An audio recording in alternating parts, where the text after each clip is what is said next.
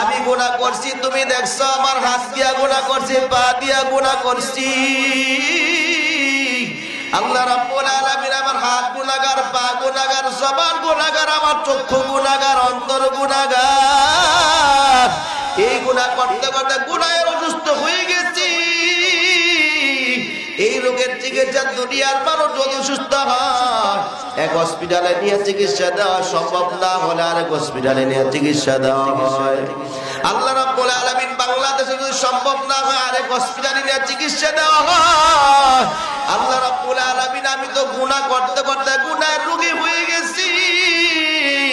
এই রোগের চিকিৎসা দুনিয়ার কোনো হসপিটালে হয় না। এই রোগের চিকিৎসা একমাত্র রহমান নবীর হসপিটাল ছাড়া হয় না।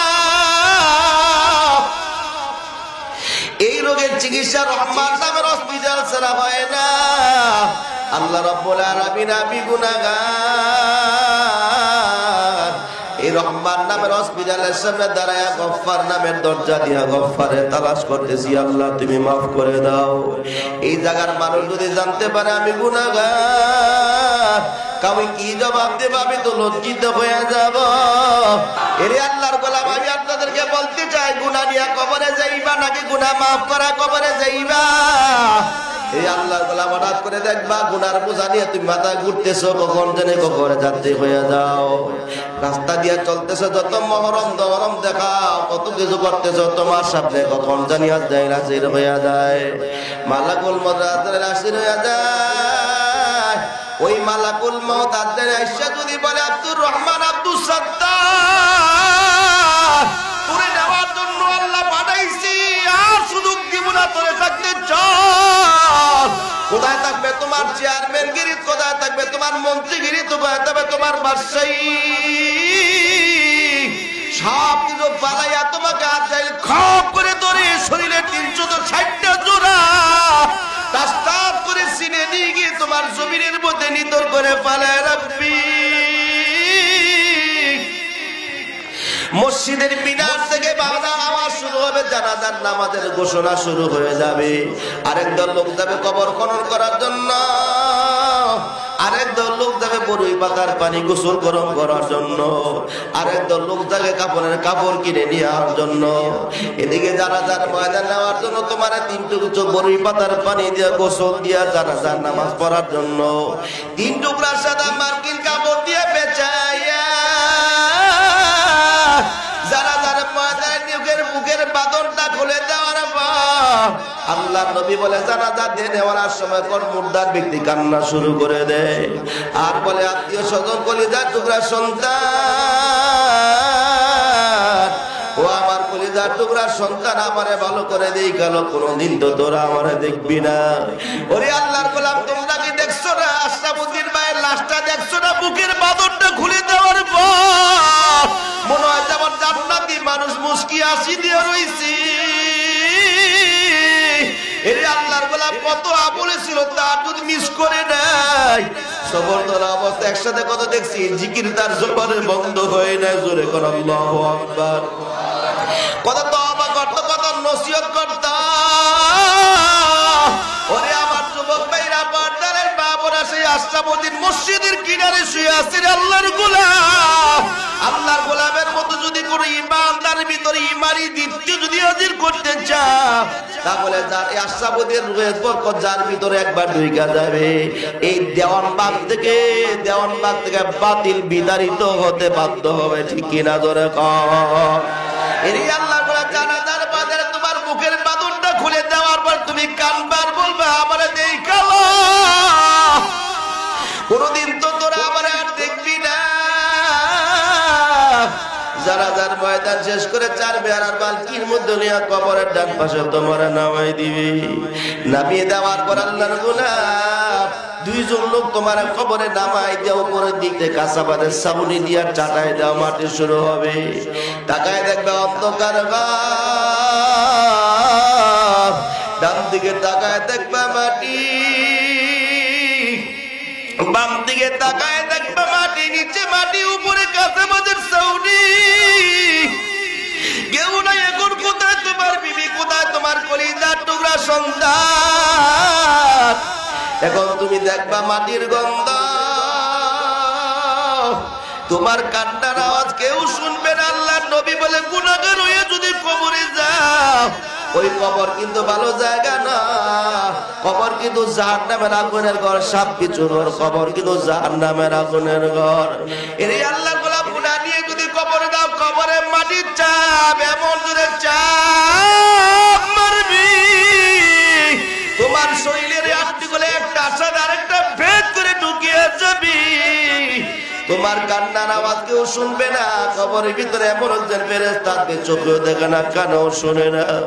জাহান্নামের কালো রঙের আগুন দাও দাও করে জ্বলা শুরু করবি। তুমি কান্নার বলবে আমারে বাঁচাও, ও আমার কলিজার টুকরা সন্তান এলাকাবাসী, আমারে বাঁচাও, আমাকে বাঁচাও। ওই সময় যাওয়ার আসার আগে ঈমান আমল নিয়ে অন্ধকার কবরে যাওয়ার জন্য কে কে তৈরি আছি? হাতটা উঠায় নারে তাকবীর। এরি আল্লাহর গোলাপ গুনাহ করতেছ, ও আমার যুবক ভাইরা, পর্দারে বা জীবনে কত গুনাহ করছো, কত অন্যায় করছো, তোমার ঈমান তো পরিপূর্ণ এখনো হয় নাই। ঈমান যদি পরিপূর্ণ করতা, তাহলে কোনোদিন এই টেলিভিশনের সামনে নিয়ে সিরিয়াল দেখতা না, ঠিক কিনা ধরে কন? সারা রাত তো জায়গায় থেকে মোবাইল টিপতা না, ইন্টারনেট ব্যবহার করতি না। যদি অন্তরের মধ্যে আল্লাহর ভয় থাকতো, তোমার ঈমান যদি পরিপূর্ণ হইত, গুনাহ করার সাথে সাথে তুমি আল্লাহর কুদরতি কদমে সিজদা দিয়া তওবার চোখের পানি বালায় কান্দা, ঠিক কিনা ধরে কন? মুসা আলাইহিস সালাতু ওয়াস সালামের জামানায় একজন মানুষ তার বাচ্চারে কোলের মধ্যে নিয়ে দাঁড়ায় আছে। ছোট মাসুম বাচ্চা দাঁড়ায় বলে, বাবা এই জমিনের উপরে আকাশের নিচে কে সবচেয়ে বড় গুনাহগার তুমি বলো? ওই বাবা কান্দে আর বলে, তুমি বলো বাবা, এই জমিনের উপরে আকাশের নিচে আমার মতো গুনাহগার কেউ নাই। এই যে পাহাড়টা তুমি দেখতেছ, এই পাহাড়ের থেকে বেশি আমার গুনাহ। ওই ছেলে কান্দে আর বলে, বাবা তাহলে বুঝছি তুমি সবচেয়ে বড় গুনাহগার। ও বাবা তোমার গুনাহ সবচেয়ে বড় না, এর চেয়ে বড় কিছু আছে? ওই যুবক কান্দে আর বলে, বাবা গুনাহ তুমি পাহাড় পরিমাণ দেখছো, গুনাহ যদি আসমান পর্যন্ত গিয়ে ঠেকে, এই গুনাহ থেকে বড় হলো আমার মালিক আল্লাহ রহমত আর মায়া সবচেয়ে বেশি বড়। জোরে কোন আল্লাহু আকবার। হাকিকত সে তু দুনিয়া বে খবর গায়, দুনিয়া কি নুমায়শ পর নজর গায়, নমি গোয়াম কে আদ দুনিয়া দুদাবাস, বহর কার কে বাসি বা খোদাবার, কিসে দুনিয়া আদ মুদাম মে কাবাশন করগো পর জিন্দসান। এরি আল্লাহর গোলাম তওবা করো, আল্লাহর কাছে গুনাহের জন্য ক্ষমা চাও। আল্লাহ আমাদের সবার জীবনের গুনাহগুলো মাফ করে দে। জোরে কোন আমিন। ঈমানদার হওয়ার জন্য এক নম্বর শর্ত আল্লাহরে ভয় করা। জোরে কোন কারে? সবাই ভয় পান তো আল্লাহ? দুই একজন কেউ ভয় পান না? পরীক্ষা যদি নেওয়া হয়, পুলিশ যদি আইসা দুই একজন দাঁড়া দেয়, আমার মনে হয় আমারে পালাই দেওয়ার সবাই দৌড় দিবে।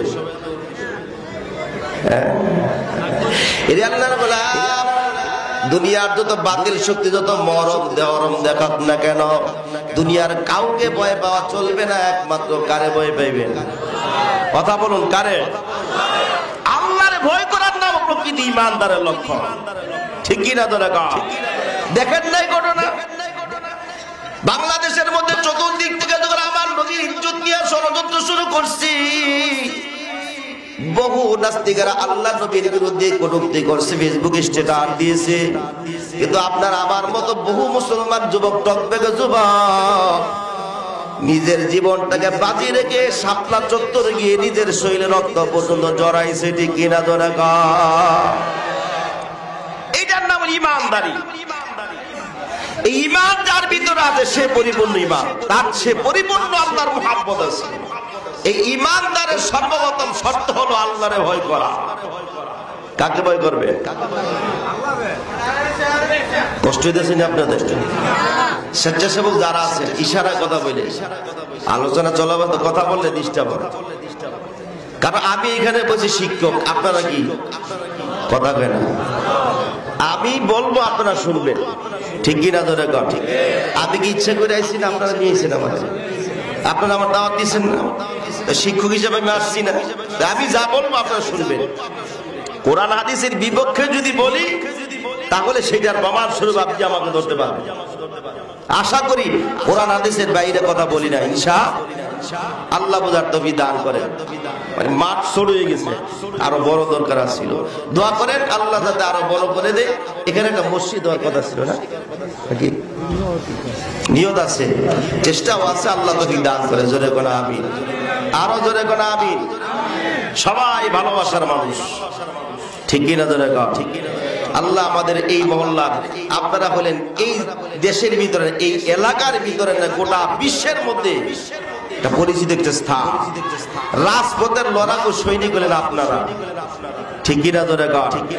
বাতিলের মস্তক যে কাঁপিয়েছেন তারা হলেন আপনারা। আল্লাহ আপনাদের ইমানের মজবুতিকে আরো বাড়িয়ে দেন, আরো জোরে কোন আমিন।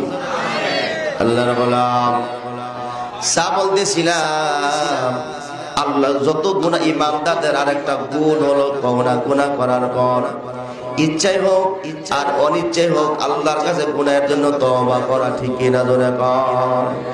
এরে আল্লাহর গোলাম, তুমি হাতে গুনাহ করছো, পায়ে গুনাহ করছো, জবানে গুনাহ করছো, হাত দিয়া তোমার চোখ দিয়া কানে গুনাহ করছো, একটা লোকও নাই যে গুনাহ ছাড়া দুনিয়ার জমিনে বর্তমানে আছে, ঠিক কিনা জোরে কর?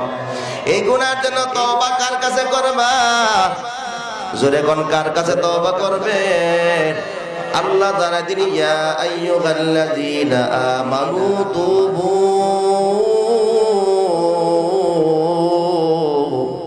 কোরআনের তেলাওয়াত শুনলে কি বলতে হয়?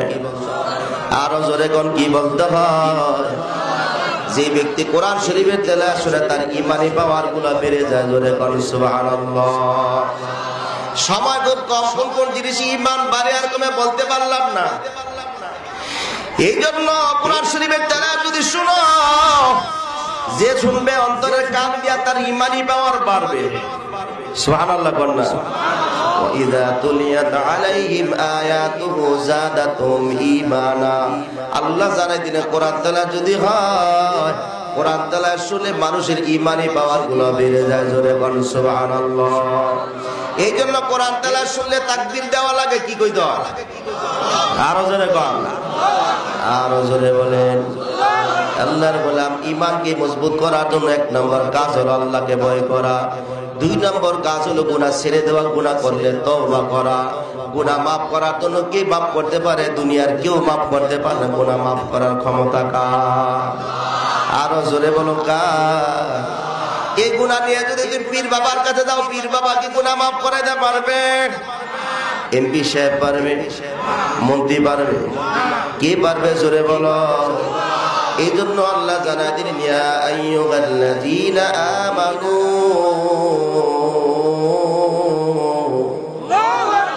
তুবু ইলাল্লাহ।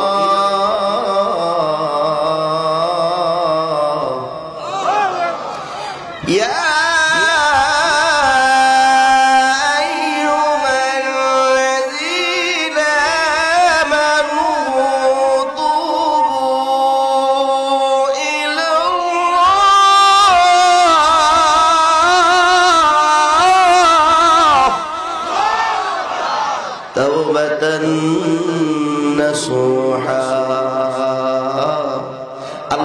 ইমানদার ও বিশ্বাসীরা, আমি আল্লাহর কাছে তওবা করো, খালিস তওবা, বিশুদ্ধ তওবা।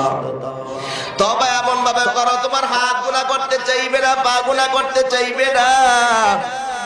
তুমি আল্লাহরে যদি ভয় পাও আর গুনাহ করার পরে যদি তওবা করতে পারো, গুনাহ ছাড়ার জন্য এক নাম্বার মেডিসিন হলো আল্লাহর ভয়। জোরে কোন কার ভয়? এই ভয়টা একদিকের কাজ না, চতুর্মুখী কাজ, ঠিক কিনা জোরে কাজ? গুনাহ করলে আল্লাহর ভয়ে তুমি তওবা করতে পারবা। গুনাহ করলে আল্লাহর ভয় যখন থাকবে তওবা করে ফেলাইবা। আবার যখন আল্লাহ কয় জাগবে গুনাহ করতেই চাইবা না, ঠিক কিনা ধরে কর। যেই ব্যক্তি গুনাহ ছাড়ে ওই ব্যক্তি আল্লাহর পেয়ারা, যেই ব্যক্তি গুনাহ ছেড়ে দেয় ওই ব্যক্তি হলো, যেই ব্যক্তি গুনাহ করে আল্লাহর দুশমন, আর যেই ব্যক্তি গুনাহ ছেড়ে দেয় ওই ব্যক্তি আল্লাহর পেয়ারা। জোরে কোন সুবহানাল্লাহ। আল্লাহর পেয়ারা হয়ে মরবেন না আল্লাহর দুশমন হয়ে মরবেন? কথা কোনটা করবেন? আল্লাহর পেয়ারা হওয়া চাই। আল্লাহর পেয়ারা হওয়ার জন্য শর্ত হলো আল্লাহরে ভয় করা। দ্বিতীয় নম্বর হলো গুনার কাজ ছেড়ে চলা। গুনাহ করলে সাথে সাথে আল্লাহর কাছে তওবা করে ক্ষমা চাইবা, আল্লাহর কাছে মাফ চাইবা। আল্লাহ, আমি জীবনে কত গুনাহ করছি, কত অন্যায় করছি, আল্লাহ তুমি মাফ করে দাও। ঠিক কিনা ধরে কর। রাসূলের প্রিয় সাহাবী হযরতে রাসূলের সাহাবী এমন একজন সাহাবী ছিল দাগিয়াতুল কলবি রাদিয়াল্লাহু তাআলা আনহু। আল্লাহর নবীর কাছে জিবরাইল যতবার আসতো ওই দাগিয়াতুল কলবির আকৃতি ধারণ করে আল্লাহর নবীর সামনে জিবরাইল আসতো। জোরে বলেন সুবহানাল্লাহ। দাগিয়াতুল কলবি একবার মসজিদের নববীর সামনে বসে বসে আল্লাহর নবীর সামনে কাঁদতেছে, জোর জোর করে চোখের পানি বানায়া। এত কান্দা শুরু করছে, দাগিয়াতুল কান্নার আওয়াজে আল্লাহর নবীর দিলটা নরম হয়ে যায়। সাহাবায়ে কেরাম কান্দা। আল্লাহর নবী জিজ্ঞাসা, দাগিয়াতুল কলবি কি অন্যায়, কি দুঃখ নিয়ে কাঁদো, কি দুঃখ নিয়ে তুমি কাঁদতেছো আমার কাছে বলো। দাগিয়াতুল কলবি কান্নার আওয়াজ আরো বাড়িয়ে যায়। কান্দার পরে পয়গম্বর, এমন একটা ঘটনা আমি বলতে পারবো না, কিন্তু এই ঘটনার কারণে আল্লাহ মাফ করবেনি। কিয়ামতের ময়দানে আমি দাগিয়াতুল কলবির অবস্থাটা কি হবে গো পয়গম্বর? আল্লাহর পয়গম্বর কান্দে। আল্লাহর নবী কান্দার পরে দাগিয়াতুল কলবি কি অন্যায় করছে বল? তুমি যেই দিন কালমা পড়ছো ওই কালমার বরকতে আল্লাহ তোমার জীবনের সব গুনাহগুলো মাফ করে দিয়েছে। জোরে কোন সুবহানাল্লাহ। এরে দাগিয়াতুল কলবি বলো, কি ঘটনা তুমি আমাকে বলো। তোমার যদি অন্যায় হয়ে থাকে আমি নবী আল্লাহর কাছে দোয়া করব, তোমার তওবার জন্য আল্লাহর কাছে দোয়া করব। দাগিয়াতুল কলবি কান্দে আর বলে, পয়গম্বর আজ থেকে কয়েক বছর আগের ঘটনা। আমি যখন বিবাহ করার পর, আপনি তো জানেন ইসলামের প্রথম যুগে, মুসলমান প্রথম যুগে, জাহিলিয়তের যুগে কোন বাবা যদি মেয়ে হইতো, বাবা মনে করতো সমাজের ভিতরে সবচেয়ে নিকৃষ্ট আমি, এই জন্য কোন বাবা নিজের মেয়েকে জীবিত রাখতো না, জীবিত দাফন করে হত্যা করে ফেলাইতো। ওগো পয়গম্বর, আমার আল্লাহ রাব্বুল আলামিন অনেকগুলা কন্যা সন্তান দিয়েছিল, একটা কন্যা সন্তানকে আমি জীবিত রাখি নাই, আবার নিজের হাত দিয়ে আমার প্রত্যেকটা কন্যা সন্তানকে হত্যা করেছি গো পয়গম্বর। ও পয়গম্বর, সর্বপ্রথম এই কন্যা সন্তানটা আমাকে আল্লাহ দিছে। আমার স্ত্রীর গর্ভে যখন সন্তানটা ছিল, তখন আমি ব্যবসার জন্য সিরিয়া গেলাম। বিবিকে বললাম, সন্তান যদি মেয়ে হয় তাহলে তাকে হত্যা করে ফেলাইবা, না হলে অন্য কাউকে দিয়ে দিবা। যদি ছেলে হয়ে থাকে রে, তুমি আমার এই সন্তানকে যত্ন দিবা, আমি তার বাবা হয়ে লালন পালন করবো। ব্যবসার কাজে চলে যাওয়ার পর কয়েক বছর পরে আসার পর আমি বাড়ি এসে দেখলাম আমার ঘরে কোনো সন্তান নাই। বিবি আমার নায়িকা বলতে লাগলো, তোমার যে সন্তান হইছে এটার মৃত, এই জন্য তার মৃত দাফন করছি, তোমার কোনো সন্তান নাই, কোনো সন্তান নাই। কিছুদিন পরে আমাকে নিয়ে আমার বিবি আমার শ্বশুর বাড়ি যায়। যাওয়ার পর গিয়ে দেখলাম আমার শ্বশুর বাড়ির ঘরের ভিতরে একটা সুদর্শন সুস্থি একটা বাচ্চা দেখা যায়। এত সুন্দর তার চেহারা, এত সুন্দর তার ভঙ্গি, এত সুন্দর তার কথাবার্তা, এত সুন্দর দেখতে। ওই ছোট মাসুম বাচ্চা মেয়েটারে দেখে আমি দুর্বল হয়ে যাই। মেয়েটারে আমি কোলের মধ্যে উঠায় নেই, আমার বুকের সাথে আদর করি, তার গালে কপালে চুমা দেই, নিজের হাতে গোসল দিয়া নিজের হাতে খাওয়াই দিই। এমন ভালো লাগা যাওয়ার পর আমার বিবি যখন দেখলো ওই মেয়েটার প্রতি দুর্বল হয়ে গেছি, কিছুদিন পরে আমার বিবি যখন দেখলো মেয়েটার প্রতি আমি দুর্বল, মেয়ে আমাকে ছাড়া থাকতে চায় না, আমিও থাকতে চাই না, ওই সময়ের ভিতরে বিবি আমার রাতের বেলা ডাই করো, স্বামী আমার যে মেয়েটা তুমি আদর করতেছো এটা তোমার অরুণজার সন্তান। এবার দাইয়াতুল কলবির মনটা খারাপ হয়ে যায়, মনে মনে ভাবতেছে এই মেয়েটা বড় হয়ে যাওয়ার পর অন্য বাড়িতে যাবে, অন্য জনের স্বামীর ঘর সংসার করবে, লজ্জা মুখ দেখাতে পারবো না। বাড়ি নিয়ে আসার পর মেয়েটাকে হত্যা করার জন্য ষড়যন্ত্র করতে সব তৈরি করতেছি, মেয়েটাকে কিভাবে বিদায় করে দেওয়া যায়, মেয়েটাকে কিভাবে তার থেকে আলাদা করে দেওয়া যায়।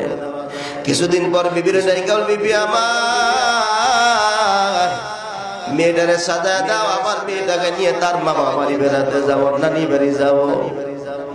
বিবি আমার খুশি হইয়া যায়, বলতে সাজায় গোজায় দেওয়ার পর বিবি আমার ঘরের দরজার সামনে দাঁড়ায় আছে। আমি আমার কলিজার টুকরা সন্তানকে নিয়ে যখন তার নানা বাড়ি রাস্তার দিকে রওনা করছি, বিবিও খুশি, আমার সন্তানও খুশি। চলতে চলতে বহু দূর চলে গেলাম, যত দূর আমাকে দেখা যায় অতদূর বিবি দাঁড়ায় দাঁড়ায় দেখতেছি। যখন আমি দূরে অন্ধকারে মিলে গেলাম, বিবি আমার ঘরে চলে যায়, এদিকে সূর্য ডুবে সন্ধ্যা হয়ে যাবে। আমি আমার কলিজার টুকরা সন্তানকে নিয়ে জঙ্গলার দিকে রওনা করলাম। সন্তান আমার দৌড়ে দৌড়ে দৌড়ে আসি, আমার আমজা দিয়া ধরে আর বলে, বাবা ও বাবা, এইটা তো নানা বাড়ি যাওয়ার রাস্তা না, আমি আমার নানা বাড়ি যাওয়ার রাস্তা চিনি। ও বাবা, তুমি কেন আমাকে ওই দিকে নিয়ে যাও, আমার নানা বাড়ির রাস্তা তো অন্য দিক দিয়ে যায়। বাবা তোমার উদ্দেশ্য কি? আমি আমার মেয়ের ধমক দিয়া বললাম, মা তোমার নানা বাড়ি যাওয়ার রাস্তা শর্ট সংক্ষিপ্ত রাস্তা হলো এই জায়গা দিয়ে যাওয়া যায়, তুমি চিনো না এই জায়গা? আমি চিনি। আমার মেয়ের নিয়ে জঙ্গলার মধ্যে নিয়ে একটা উঁচু পাথরের উপরে বসায় দিলাম। সূর্য ডুবে যাওয়ার অবস্থা, আমি আগে কোদালার রশি ঠিক করে রাখছি। ওই আমার মেয়েটাকে পাথর উপরে বসাই আমি যখন কোদাল দিয়া মাটি গুলা গর্ত করতেছিলাম, মেয়েটা পাথর থেকে নেমে আমার জড়ায় ধরে গেল কপালে চুমু খায়। শরীর থেকে তার জামা দিয়ে আমার মুখ থেকে দুলাবালি গুলা সরাই দিয়া কান্দে আর বলে, বাবা তুমি কেন এত কষ্ট করো গো বাবা? তোমার শরীরের মধ্যে ময়লা লাগতেছে, সূর্য ডুবে অন্ধকার হয়ে যাইতেছে, আমার নানা বাড়ি যাওয়া লাগবে না, চলো বাবা সবকিছু বলা চলে যায়। আমি আমার বাবাকে যত বুঝাই, দাইয়াতুল কলবি বলতে লাগলো, আমি আমার মেয়ে আমাকে যত বোঝাই কিন্তু শুনি না। গর্ত শেষ হয়ে যাওয়ার পর আমার মেয়ে ডাকলাম, মা আয়সা দেখা যা, গর্তের ভিতরে কি সুন্দর কি জানি দেখা যায়। ছোট মানুষ দৌড়ে গর্তের কিনে আসার পর আমি আমার মেয়েকে ধাক্কা দিয়ে গর্তের মধ্যে পালাইয়া দিলাম। মেয়েটা গর্তের মধ্যে পড়ে যাওয়ার পর তার পা ভাঙিয়া গর্তের মধ্যে শুয়ে পড়ে। আমি বলতে আমাকে বলতে, বাবা ও বাবা তুমি আমাকে ছেড়ে দাও, আমাকে জীবনে বেরো না, জীবনে কোনোদিন তোরে বাবা পরিচয় দিব না, বহুদূর চলে যাব, কোনোদিন তোমার দামের সামনেও আসবো না, বাবা পরিচয় দিব না। ও বাবা তুমি আমাকে হত্যা করো না। ও আল্লাহর পয়গম্বর, আমি মেয়ের কথা শুনতে পাইলাম না, শুনছিলাম না। বড় একটা পাথর হাতের মধ্যে নিয়া আমার কলিজার টুকরো সন্তানের মুখের মধ্যে বুকের মধ্যে যখন পালাই দিলাম, ফিঙ্কি দিয়া রক্ত পড়তেছে, মেয়ে আমার কান্দে, বাবা কেন তুমি আমাকে মারলা? কি অন্যায় করছি রে বাবা, তুমি কেন আমাকে মারলা? ও পয়গম্বর, মেয়ে আমার কান্দে কাঁদে নিতর হয়ে যা, মেয়েকে দাফন করে চলে আসলাম। ও পয়গম্বর, আপনার গভীর হয়, ওই মেয়ের কান্নার আওয়াজ এখনো আমার কানের মধ্যে আসে গো পয়গম্বর। ও পয়গম্বর আপনি বলেন এত বড় গুনাহ আল্লাহ আমাকে মাফ করে দিবেনি? আল্লাহর পয়গম্বর কান্দে। সাহাবায়ে কেরামও কান্দে, আল্লাহর নবী কান্দে আর বলে জিবরিল আদাইয়াতুল কলবি, জীবনে যত গুনাহ করছো, যেই দিন আল্লাহর কাছে তওবা করছো, আল্লাহ জীবনের সব গুনাহগুলো মাফ করে দিয়েছি। জোরে করে আল্লাহু আকবার, আরো জোরে করে আল্লাহু আকবার। সন্তানকে হত্যা করে চলবে না। যারা মেয়ের বাবা হইছ, আল্লাহ নবী জানায় দিলেন, তারা যদি একটা মেয়ে কন্যা সন্তানকে দিনদার পরেজগার বানায় দেয়, ওই মেয়েটা সুপাত্রের হাতে উঠায় দেয়, আল্লাহ নবী বলে একটা জান্নাতের আধিপত্য তার আল্লাহ দান করে। যদি দুইটা হয় তাহলে দুইটা জান্নাতের মালিক দিবে। যদি তিনটা হয়, তিনটা মেয়ের যদি সুশিক্ষা শিক্ষিত করে কোরআন আর ইলম শিখাইয়া দিনদার পরেজগার সন্তানের মানুষ যুবকের হাতে তুলে দিতে পারো, পাত্রর হাতে যদি তুলে দিতে পারো, আল্লাহ নবী বলে তিনটা জান্নাতের মালিকত্ব আল্লাহ তোকে দান করবে। ও মেয়ের বাবারা, মনে কষ্ট নিয়ে লাভ নাই, কারণ এটা দিছে দুনিয়ার শ্রেষ্ঠ সংসার ওইটা, যে সংসারের মধ্যে আগে মেয়ে হইব। সুবহানাল্লাহ, বাড়ি গিয়ে কই আরো জোরে কর না সুবহানাল্লাহ।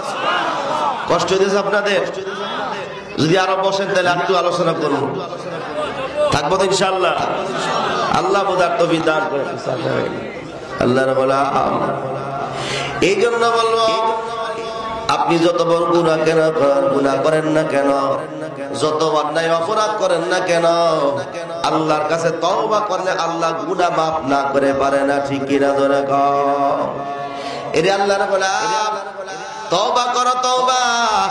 কারণ ইমানদার ব্যক্তিরা গুনাহ নিয়ে থাকতে পারে না, আল্লাহর কাছে ক্ষমা চাইলে আল্লাহ ক্ষমা করে দেয়। গুনাহ করার সাথে সাথে তওবা করা হলো ইমানদারের লক্ষণ। জোরে কোন আল্লাহু আকবার, আরো জোরে কর না। এরে আল্লাহর গোলাম, ইমানদার যদি এমনি মুখে মুখে দাবি করলে হবে না। বহু মুসলমান আছেন চার দোকানে বৈশা বসে ফতুয়া দেন, কখন যে চার সাথে ইমান খেয়ে ফেলাইছেন খবর নাই। আছে না নাই?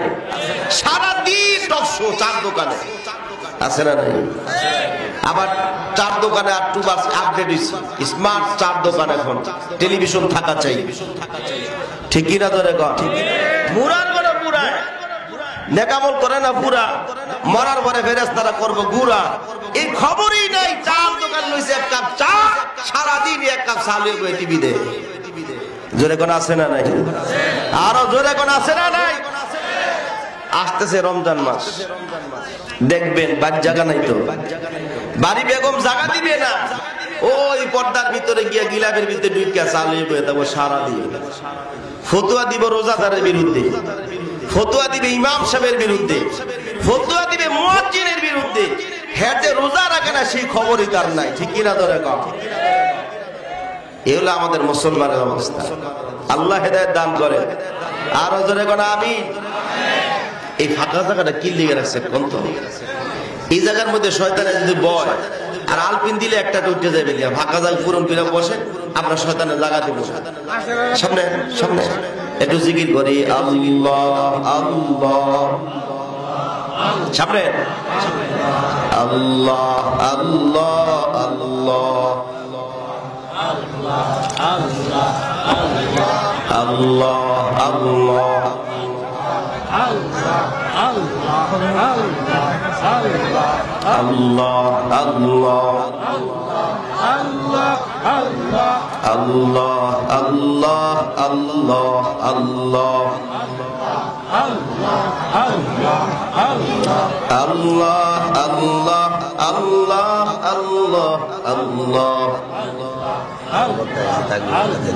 পরে পরে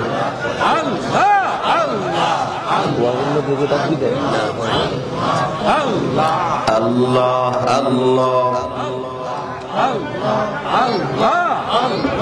আল্লাহ আল্লাহ আল্লাহ। সবাই মোহাম্মতে আল্লাহরে ডাক দিয়ে আল্লাহ। আরো জোরে বলুন আল্লাহ। আল্লাহ আমাদেরকে কবুল করেন, জোরে করা আমিন। এর আল্লাহর গোলাম, আল্লাহর কাছে যদি তওবা করো আল্লাহ ক্ষমা করে দিতে পারেন, কোনো সন্দেহ নাই। মুসা আলাইহিস সালাতু ওয়াস সালাম বৃষ্টির জন্য দোয়া করতেন, আল্লাহ এই জমিনের মধ্যে বৃষ্টির দরকার, আল্লাহ আপনি বৃষ্টির ফয়সালা করে দেন। আল্লাহ জানাই দিন এই জমিনের মানুষ বড় গুনাহগার, এই জন্য আমি আল্লাহর আগে গুনাহগার ব্যক্তিকে রহমতের বৃষ্টি দিতে পারি না। আল্লাহর পয়গম্বর কান্দে আর বলে, আল্লাহ বৃষ্টি দেন, আপনি আমার দোয়ার বরকতে, আমি নবীর বরকতে বৃষ্টি দান করেন। আল্লাহ জানাই দিন এই দোয়া করেওয়ালা ব্যক্তিদের মধ্যে এমন একজন গুনাহগার, যে গুনাহগারের কারণে আমি আল্লাহ দোয়া কবুল করতে পারতেছি না। আল্লাহ জানাই দিন আল্লাহর পয়গম্বর মুসা আলাইহিস সালাতু ওয়াস সালাম রাগী মানুষ ছিল, জালালিতে তবিয়তের মানুষ ছিল। আল্লাহর পয়গম্বর ঘোষণা দিয়া বলতে লাগলো, কে এই জায়গার মধ্যে গুনাহগার, যদি স্বইচ্ছায় বের না হয়ে যাও তাহলে আল্লাহর কসম দিয়া বলে তোমাকে এই জায়গার মধ্যে আমি অপমান করব, লাঞ্ছিত করব। এরে আল্লাহর গোলাম, কে কোন জায়গায় গুনাহ করছো দুনিয়ার কেউ না জানলা তো তুমি আর আমি জানি কোন জায়গায় কে গুনাহ করছি, ঠিক কিনা জোরে কর। ওই গুনাহগার ব্যক্তি মাথাটা নিচু করে চোখের পানি ফেলে কান্দে আর বলে, আল্লাহ আমি গুনাহ করছি, তুমি দেখছো আমার হাত দিয়া গুনাহ করছি, পা দিয়া গুনাহ করছি। আল্লাহ রাব্বুল আলামিন আমার হাত গুনাহগার, পা গুনাহগার, জবান গুনাহগার, আমার চক্ষু গুনাহগার, অন্তর গুনাহগার। এই গুনাহ করতে করতে গুনাহের অসুস্থ হয়ে গেছি। এই রোগের চিকিৎসা দুনিয়ার মানুষ যদি সুস্থ হয় এক হসপিটালে নিয়ে চিকিৎসা দেওয়া সম্ভব না হলে আরেক হসপিটালে নিয়ে চিকিৎসা দেওয়া হয়।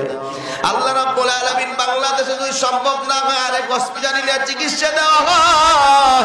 আল্লাহ রাব্বুল আলামিন আমি তো গুনাহ করতে করতে গুনাহের রোগী হয়ে গেছি। এই রোগের চিকিৎসা দুনিয়ার কোনো হসপিটালে হয় না, এই রোগের চিকিৎসা একমাত্র রহমান নবীর হসপিটাল ছাড়া হয় না। এই রোগের চিকিৎসা রহমান নামের হসপিটাল ছাড়া হয় না। আল্লাহ রাব্বুল আলামিন আমি গুনাহগার, এই রহমান নামের হসপিটালের সামনে দাঁড়ায়া গফফার নামের দরজা দিয়া গফফারে তালাশ করতেছি, আল্লাহ তুমি মাফ করে দাও। এই জায়গার মানুষ যদি জানতে পারে আমি গুনাহগার, কাউকে কি জবাব দেব, আমি তো লজ্জিত হয়ে যাব। আল্লাহ তুমি আমাকে মাফ করে দাও, এই বৃষ্টির ব্যবস্থা করে দাও। দো চোখের পানিগুলো নাকের আগার আসে লাগে, আকাশ মেঘাচ্ছন্ন হইয়া মুষলধারে বৃষ্টি শুরু হয়ে গেছে। জোরে কোন আল্লাহু আকবার, আরো জোরে কোন আল্লাহু আকবার। এর আল্লাহর গোলাম মুসা আলাইহিস সালাতু ওয়াস সালাম রাত মনে কষ্ট পেয়ে আল্লাহর দিকে, আল্লাহ কি ব্যাপার, একটু আগে বলছেন আপনি গুনাহগারের কারণে দোয়া কবুল করতেছেন না, বৃষ্টিও দিবেন না, এখন দিয়ে দোয়া ছাড়াই বৃষ্টি দিচ্ছেন, কারণ কি? আল্লাহ যারা দিনের পয়গম্বর, যার অসুস্থ, যার তওবার কারণে, যার গুনার কারণে আমি বৃষ্টি দেই নাই, তার উসিলাই আমি আল্লাহ আবার নতুন করে বৃষ্টি দিলাম। জোরে কোন সুবহানাল্লাহ। মুসা আলাইহিস সালাতু ওয়াস সালাম আল্লাহ কই লোকটারে একটু দেখা না মারে। আল্লাহ যারা দিলেন পয়গম্বর, কেমনে জানাবো? আল্লাহ যারা দিলেন পয়গম্বর, যদি আমি আমার বান্দার খবরটা তোমারে জানাই দিই, দুনিয়ার মানুষ তুমিও জানবা আমার বান্দা গুনাহগার, কারণ সে গুনাহ করছে আমি দেখছি, আমি মাফ করছি, শুধু আমি জানি। আমার গুনাহগার বান্দার পরিচয় আমি দিতে পারবো না। জোরে কোন সুবহানাল্লাহ, আরো জোরে কোন সুবহানাল্লাহ। এরে আল্লাহর গোলাম, আমি আপনাদেরকে বলতে চাই, গুনাহ নিয়ে কবরে যাইবা নাকি গুনাহ মাফ করা কবরে যাইবা? এই আল্লাহর গোলাম হঠাৎ করে দেখবা গুনার বোঝা নিয়ে তুমি মাথায় ঘুরতেছো, কখন জানে কবরে যাত্রী হয়ে যাও।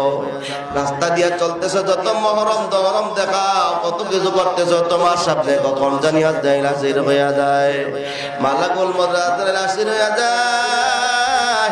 ওই মালাকুল মউত হাজির এসে যদি বলে আব্দুর রহমান, আব্দুস সাত্তার, তোরে নেওয়ার জন্য আল্লাহ পাঠাইছি, আর সুযোগ দিব না, তোরে থাকতে চল। কোথায় থাকবে তোমার চেয়ারম্যান গিরি, কোথায় থাকবে তোমার মন্ত্রীগিরি, কোথায় থাকবে তোমার বাদশাহী, সব কিছু পালাইয়া তোমাকে হাত চাইলে খপ করে ধরে শরীরে 360টা জোড়া তাস্তাব করে সিনে নিয়ে গিয়ে তোমার জমিনের মধ্যে নিতর করে পালায় রাখবি। মসজিদের মিনার থেকে বাংলা আওয়াজ শুরু হবে, জানাজার নামাজের ঘোষণা শুরু হয়ে যাবে। আরেক দল লোক যাবে কবর খনন করার জন্য। আরেক দল লোক যাবে বরুই পাতার পানি গোসল গরম করার জন্য, আরেক দল লোক যাবে কাপড়ের কাপড় কিনে নেওয়ার জন্য। এদিকে জানাজার ময়দান নেওয়ার জন্য তোমার 3 টুকরো বরুই পাতার পানি দিয়ে গোসল দিয়া জানাজার নামাজ পড়ার জন্য 3 টুকরা সাদা মার্কিন কাপড় দিয়ে বেচাইয়া জানাজার ময়দানে নিজের বুকের বাঁধনটা খুলে দেওয়ার পর আল্লাহ নবী বলে জানাজা দিয়ে নেওয়ার সময় পর মুর্দার ব্যক্তি কান্না শুরু করে দেয় আর বলে আত্মীয় স্বজন কলিজার টুকরা সন্তান, ও আমার কলিজার টুকরা সন্তান, আমারে ভালো করে দেই গেল, কোনদিন তো তোরা আমারে দেখবি না। ওরে আল্লাহর গোলাম, তোমরা কি দেখছো না আশরাফুদ্দিন ভাইয়ের লাশটা দেখছো না? বুকের বাঁধনটা খুলে দেওয়ার পর মনে হয় যেমন জান্নাতি মানুষ মুস্কি হাসি দিয়ে রইছি। এরে আল্লাহর গোলাম কত আমলে ছিল তার যদি মিস করে নাই। সবর ধরা অবস্থা একসাথে কত দেখছি, জিকির তার জবানে বন্ধ হয় না। জোরে কর আল্লাহু আকবার। কত তওবা করত, কত নসিহত করত।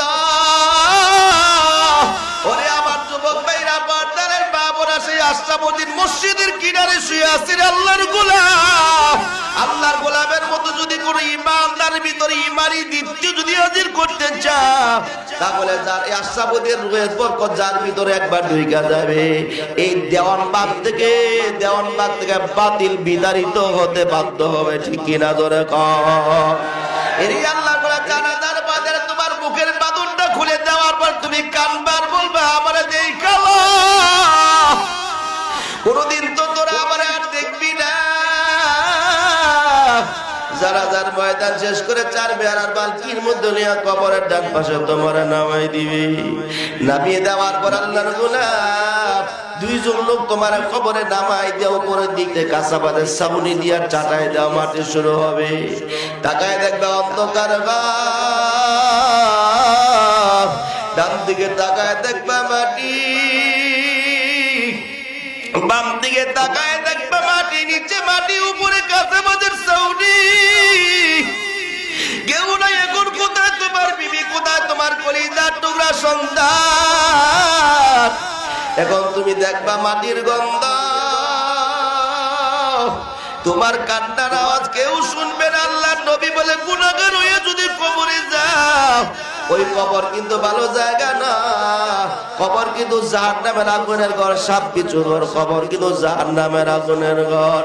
এর আল্লাহর গোলাম গুনাহ নিয়ে যদি কবরে দাও, কবরে মাটির চাপ এমন জোরে চাপ মারবি, তোমার শরীরের আংটিগুলো একটা আসাদ আরেকটা ভেদ করে ঢুকিয়ে যাবি। তোমার কান্নার আওয়াজ কেউ শুনবে না। কবরের ভিতরে এমন একজন ফেরেশতা থাকবে, চোখেও দেখে না, কানেও শুনে না। জাহান্নামের কালো রঙের আগুন দাও দাও করে জ্বলা শুরু করবি। তুমি কান্নার বলবে আমারে বাঁচাও, ও আমার কলিজার টুকরা সন্তান, এলাকাবাসী আমারে বাঁচাও, আমাকে বাঁচাও। ওই সময় যাওয়ার আসার আগে ঈমান আমল নিয়ে অন্ধকার কবরে যাওয়ার জন্য কে কে তৈরি আছি? হাতটা উঠায় নারে তাকবীর।